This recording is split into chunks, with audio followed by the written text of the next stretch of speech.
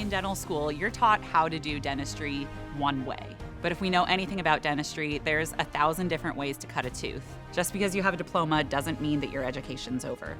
Staying up to date is critical to providing our patients the best possible care. And because technology and innovation is always changing and evolving, we as doctors need to continually be at the forefront of the profession. Continuing education has prepared me for everything I've had to deal with in my practice. It helped me build both my clinical skills and my confidence as a young professional. One of the things I looked forward to learning was doing root canals. It wasn't something I had a lot of exposure with in dental school, and I knew there would be a need to learn it.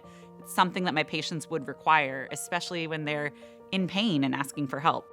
I did an endo fundamentals course, which was really instrumental in building my confidence with the tools and techniques that we have in our office.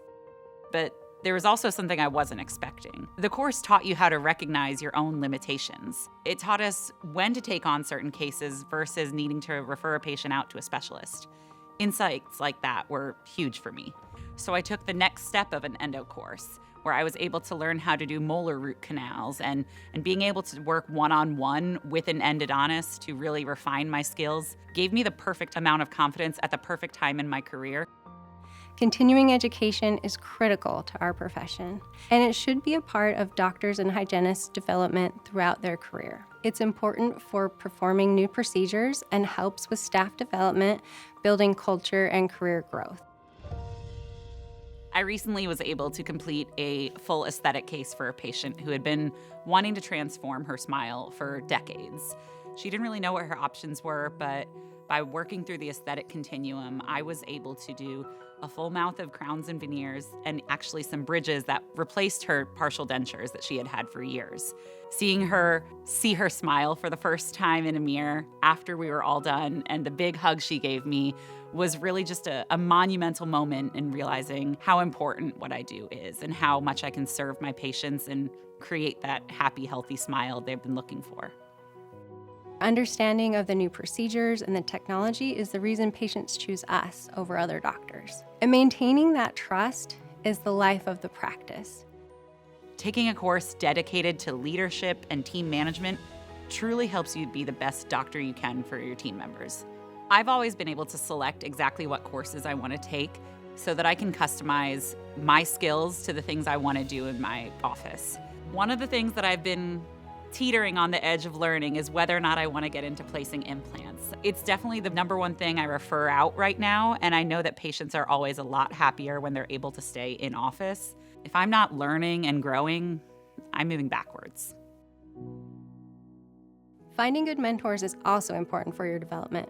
Whether you're a hygienist or a doctor, having someone who has been through what you're going through can be a huge asset. Often, they'll spot things that can help you or have experience with a procedure that can cut your learning time in half. Sometimes it's just nice to have someone who can relate to the profession and have some laughs with. I'm currently mentoring a new grad. Typically, I've been a solo practitioner, but I went into this hoping I could help her get up to speed quickly and avoid some of the pitfalls that I experienced as a young doctor. We signed her up for her CE courses right away. Hey, let's get you into endo, let's get Invisalign, let's work on our crown and bridge. I really feel those classes helped to give her that confidence and that boost, and also worked on her efficiency on how quickly she moved. Now, she is looking into implants, so that is going to be her next adventure for next year. And we're getting to the point where we are a cohesive team. When one of us is not with a patient, the other can step in, and we can just keep that day flowing, keep patients on time, keeping everyone happy. Having doctors who can help you with the dental prep, step in when you get over your head, or just teach you how to deal with tricky patients. Learning from mentors is huge. With a mentor, you can always send a picture, send an email if you're unsure about something. I want to provide my patients with the best care, and having someone to bounce ideas and questions off of can be really helpful. If there's a new procedure out there or new tools to master like AI or a new piece of technology, we need to know what it is and how to use it.